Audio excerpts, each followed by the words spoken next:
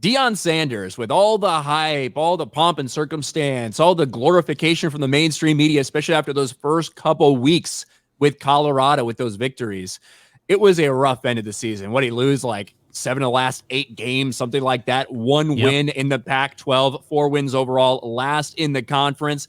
Didn't end pretty for Deion. Now he's got a bunch of recruits that are transferring out of Colorado. It's kind of a mess there. Kind of a mess. However, Deion is still getting a lot of credit, at least from mainstream sports sources. Deion Sanders is Sports Illustrated's 2023 Sportsperson of the Year. In less than a year, Coach Prime not only transformed a moribund Colorado football program, he also breathed fresh life into the campus and transformed a community. So all the people with the Sportsperson of the Year, it's Deion Sanders at Colorado.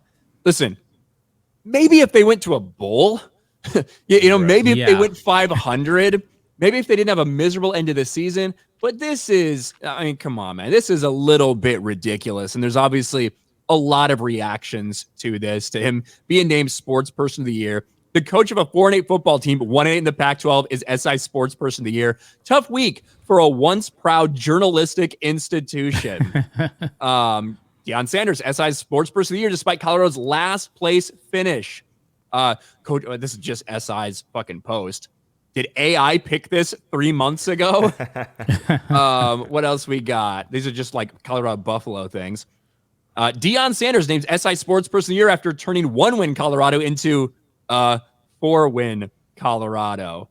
And you can kind of understand, it's about more than just the record. We've talked about that before. It's about what he did, how many people paid attention to it, the ratings, like all that stuff.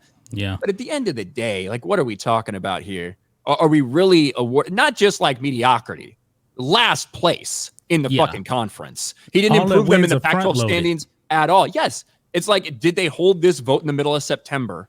That's what it feels like. What do you guys think about this? Man, this like has a popularity contest. Yeah, it has to be a joke, man. I love Deion. I really do. But they lost 7 out of their last 8 games. Last place. No way in hell should he be Sportsperson of the Year. What's the criteria? That's what I'm curious about. What's the criteria? At this point, in second place, the runner-up was probably Taylor Swift. Probably. Yeah. I heard a lot of people saying it should be Travis Kelce. Like they should have done that instead. If it's just about ratings and attention, I guess, not actually your product on the field. Honestly, I probably would have picked Novak Djokovic. Hey, there you go. It's not a bad pick. But we know that he was never going to get it. I guess I don't even know exactly when it runs through. I guess it's probably when they announced it that whole season. But, what are you like Nikola Jokic?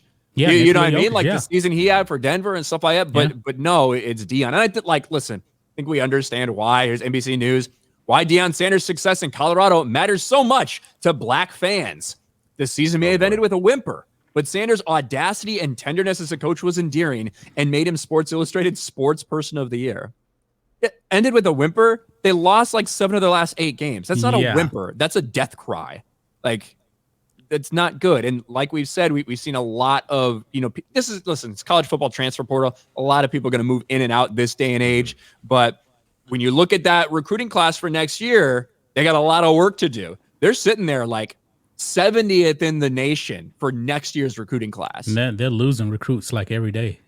Yeah. So it's not exactly, I'm sure, what people were expecting for Coach Prime to come in there. And we talked about a lot. He had a big impact. No one's denying that. But the idea that he's the sports person of the fucking year for being last place in the Pac-12. This is like if DeMar Hamlin won sports person of the year for dying and coming back to life, but not actually doing anything on the field, right? That's the equivalent of this. That's like if when they're inevitably probably give DeMar Hamlin, comeback player of the year, despite the fact that he's like played 2 games and has like half a tackle on the season. Mm-hmm. It's gonna be some bullshit like that. I just think it's fucking. I don't think it's deserved.